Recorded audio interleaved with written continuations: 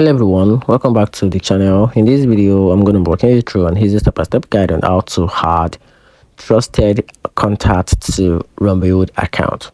So here's a simple step-by-step guide on how you can easily add a trusted contact to your Robinhood account.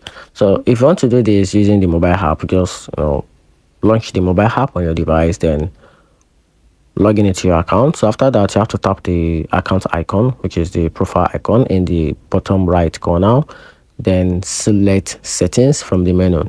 So tap trusted contact under the security or account information section, then choose add trusted contact. So from there, you have to enter the full name, the phone number, and the email address. Review the details carefully and tap save to confirm.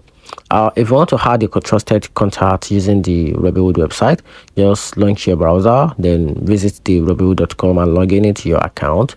Then click the profile icon in the top right corner, then go to the settings. From there, you have to select trusted contact, then click add contacts and fill in the required information. Review everything carefully and click save to complete the setup.